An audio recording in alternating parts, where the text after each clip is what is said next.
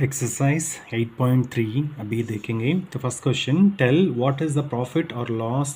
सो इस प्रॉब्लम में हम प्रॉफिट या लॉस, फ़ायदा है या नुकसान है, उसके बारे में हम देखने वाले हैं in the following transactions. Also find profit percent और loss percent in each case. So percentage को भी हमने फाइंड करना है। सो इधर देखो, पहला क्वेश्चन क्या दिया, gardening sheets bought for ₹250। So gardening करने के लिए वो वाला जो टूल्स होता है उसको ₹250 को ख़रीदा एंड सोल्ड फॉर ₹325। सो 325 को बेचा। सो जितने रुपीज़ को ख़रीदा इसको हम कहते हैं cost price, COST, cost price. और जिस पैसा के लिए बेचा उसको हम कहते हैं सेलिंग प्राइस। सो सेलिंग, बेचने का पैसा, PRIC। सो इन दोनों में देखो, कॉस्ट प्राइस ज़्यादा होगा तो कॉस्ट प्राइस और सेलिंग प्राइस को कंपेयर करो, किस में कौन सा ज़्यादा है। सो सेलिंग प्राइस ज़्यादा है। अगर सेलिंग प्राइस ज़्यादा है तो प्रॉफिट है, लॉस है। मैं 10 रुपये के एक पेन खरीद के 15 रुपये को बेचता है तो मुझे प्रॉफिट है। सो उसके जैसे ही इधर कॉस्ट प्राइस से सेलिंग प्राइस ज़्यादा है, सो इसलिए क्या है, प्रॉफिट है। अगर कॉस्ट प्राइस सेलिंग प्राइस से कॉस्ट प्राइस बहुत ज़्यादा होगा तो मैं 10 रुपये के खरीद के 5 रुपये के बेचता हूँ तो मुझे नुकसान है। सो वैसे कॉस्ट प्राइस ज़्यादा होगा तो मेरे लिए लॉस है। सो इस प्रॉब्लम में हम देखेंगे तो पहले वाला प्रॉफिट है, दूसरे वाला में भी देखो, ये भी बॉट का मतलब खरीदा मीन्स कॉस्ट प्राइस 12,000 है और सेलिंग प्राइस 13,500। सो इधर भी प्रॉफिट है। और इधर कंपेयर करो, bought for a cupboard, cupboard bought for ₹2,500, ये भी कॉस्ट प्राइस है, एंड सोल्ड फॉर 3,000 है। सो ये भी प्रॉफिट है।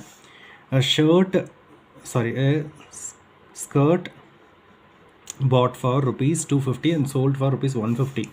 इधर देखो, कॉस्ट प्राइस सेलिंग प्राइस से कॉस्ट प्राइस ज़्यादा है, सो इधर लॉस है, मगर इधर प्रॉफिट है क्योंकि इधर इससे ये बड़ा है, इससे ये बड़ा है, इससे ये बड़ा है। सो इसलिए प्रॉफिट, मगर इससे ये छोटा है इसलिए लॉस है। So now we will solve this problems in the notebook. So first problem में कॉस्ट प्राइस 250 है, सेलिंग प्राइस 325 है। सो इसमें cost price is lesser than selling price, इसका मतलब सेलिंग प्राइस बड़ा है। नहीं तो ऐसे भी लिख सकते हैं, selling price is greater than cost price. So selling price cost price से ज़्यादा होगा तो प्रॉफिट है। Therefore profit is equal to selling price minus cost price. ये है फॉर्मूला, ये आप याद रखना है। So profit is equal to selling price कितना है 325, कॉस्ट प्राइस कितना है 250। सो 325 माइनस 250, 55, ओके। सो 50, 75 है। सो 75 रुपीज़ इज़ द प्रॉफिट। अभी हमने प्रॉफिट फाइंड कर लिया, अभी प्रॉफिट का परसेंटेज फाइंड करना है। So profit percentage is equal to profit upon cost price multiply 100। ये है इसका formula. So profit percentage find करने के लिए फॉर्मूला यही है, इसको भी अपने याद रखना है। सो ये दो फार्मूलास को याद रखना चाहिए सॉल्व करने के लिए। So therefore profit percent is equal to, profit का वैल्यू कितना है इधर 75 और कॉस्ट प्राइस कितना है 250 multiply 100%। So is equal to 0 0 cancel हो जाएगा, 125 325, सो 3 × 10 30। सो 30% फ़ायदा है। सो इधर सारे फार्मूलाज मैंने लिखा है। Profit and loss percentage calculate करने का फार्मूला क्या है, प्रॉफिट फाइंड करने के लिए selling price minus cost price, SP minus CP, और loss is equal to cost price minus selling price. ऐसे उल्टा करना है, लॉस होगा तो कॉस्ट प्राइस से सेलिंग प्राइस को माइनस करना है। उसके बाद प्रॉफिट परसेंटेज का फार्मूला क्या है, profit upon cost price multiply 100%, और लॉस परसेंटेज के लिए loss upon cost price multiply 100%। सो ये 4 फार्मूलाज को याद रखना है, तब हम बाकी प्रॉब्लम्स को ईजिली सॉल्व कर सकते हैं। So B part and C part you can do yourself, खुद करो। और मैं डी पार्ट करता हूँ, ये लिटिल डिफरेंट है। देखो इधर cost price selling price is lesser then cost price है, इधर 150 है, इधर 250 है, देयरफॉर लॉस है। So loss is equal to cost price minus selling price. So cost price कितना है 250 माइनस सेलिंग प्राइस कितना है 150। सो लॉस कितना रुपए है 100 rupees. So this is the answer. And loss का परसेंटेज हमने फाइंड करना है। So loss percentage is equal to loss upon CP multiply 100% is equal to loss का वैल्यू 100 है, 100 अपॉन कॉस्ट प्राइस कितना है 250 है। सो 250 मल्टीप्लाई 100, 0 0 कैंसिल हैं। सो 25 125 425 इज 100। So 4 into 10 is 40। सो कितना परसेंटेज लॉस है 40% लॉस है। सो this is the answers, 2 answers लिखना है, लॉस कितना है और लॉस परसेंटेज कितना है। सो B एंड C आप खुद करना है। Now we will see the second problem. Convert each part of the ratio to percentage. So ratio में इधर क्वेश्चन में दिया है, इसको परसेंटेज में कन्वर्ट करना है। So फर्स्ट प्रॉब्लम भी हम सॉल्व करेंगे। So फर्स्ट प्रॉब्लम में 3:1 दिया है, therefore पहले टोटल पार्ट्स कितना है उसको कैलकुलेट करना। So total parts is equal to 3 + 1। So पूरा रेशियो को ऐड करो, इज इक्वल टू 4 पार्ट्स हैं, पूरा पार्ट्स 4 हैं। सो क्या करना है, सो पहला पार्ट जो है सो उसके साथ अपॉन 4 लिखना, उसके बाद दूसरा पार्ट अपॉन 4 लिखना है। सो इसका परसेंटेज फाइंड करने के लिए सो 3/4 मल्टीप्लाई 100। सो ये परसेंटेज है। सो पहला पार्ट इज 3 है। सो फर्स्ट पार्ट के लिए 3 अपॉन टोटल पार्ट कितना है 4 है। So first part upon total part. So 3/4 multiply 100%. So is equal to 4 1s are 4, 25 4s are 100. So 3 into 25 is 75%. पहला वाला। दूसरा वाला क्या है 1 है, so 1/4 लिखना है। So 1/4 multiply 100%. So 4 1s are 4, 25 4s are 100. So 1 into 25 is 25. So 25%. सो अभी हमने रेशियो को परसेंटेज में कन्वर्ट कर लिया। So this is the answer for the first A part. सो अभी मैं B पार्ट करता हूँ। सो B पार्ट में 3 पार्ट्स हैं, 2:3 3:5। सो इसका टोटल पार्ट हम पहले कैलकुलेट करना है। So total parts is equal to 2 + 3 + 5, जितना भी पार्ट्स थे उस सबको ऐड करना है। सो 2 + 3 is 5, 5 + 5 is 10। अभी फर्स्ट पार्ट के देखो, सो फर्स्ट पार्ट का परसेंटेज सो 2/10 टोटल पार्ट। सो 2/10 मल्टीप्लाई 100%। सो परसेंटेज में कन्वर्ट करने के लिए 2/10 मल्टीप्लाई 100%, सबके साथ 100%, 100 मल्टीप्लाई 100 करेंगे तो परसेंटेज आ जाएगा। सो 0 0 कैंसिल हो गया। सो 2 × 10 is 20%। So this is the first part का आंसर। फर्स्ट पार्ट 2 के लिए 20% है। सो 3 के लिए कितना आएगा, सो 3/10 मल्टीप्लाई 100, 0 0 कैंसिल। So 3 × 10 is 30%।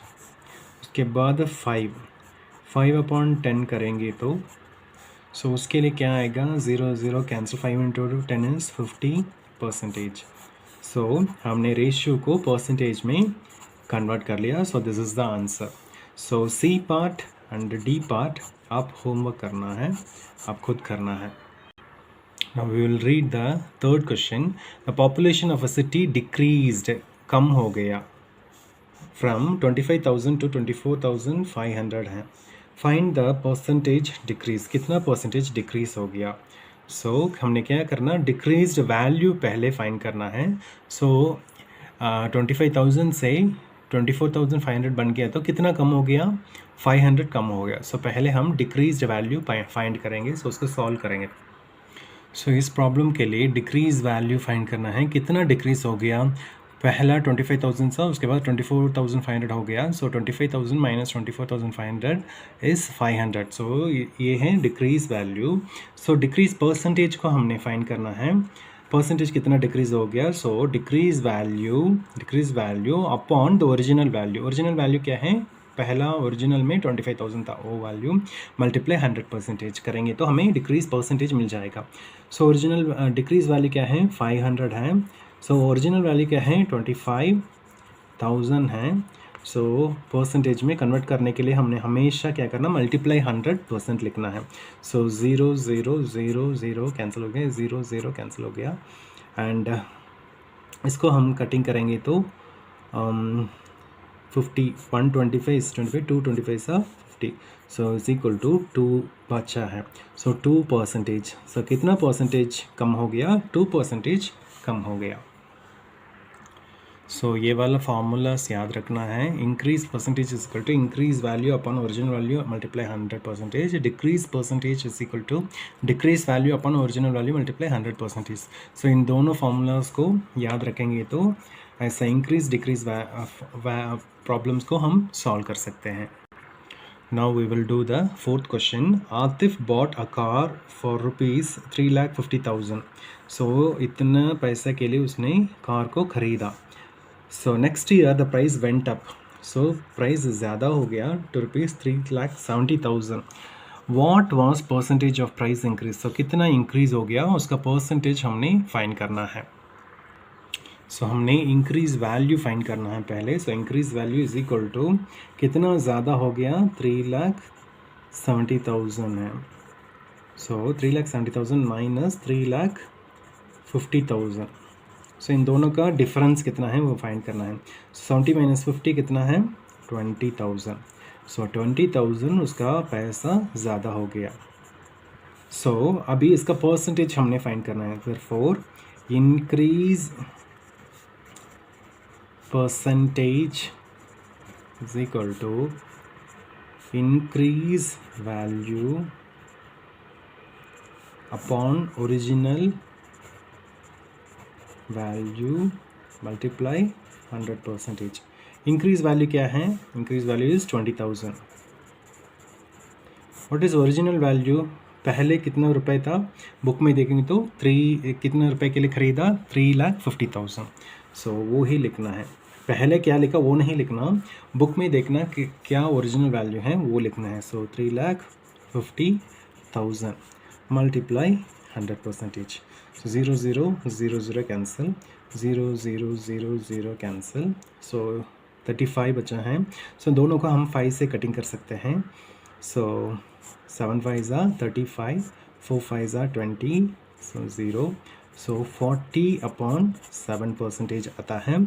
सो ये इम्प्रॉपर फ्रैक्शन में है, इसको मिक्स्ड फ्रैक्शन में कन्वर्ट करेंगे तो 7 5 are 35, रिमाइंडर 5।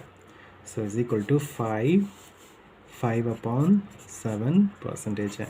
सो इतना percentage value increase, percentage increase हो गया। So this is the answer for the fourth problem.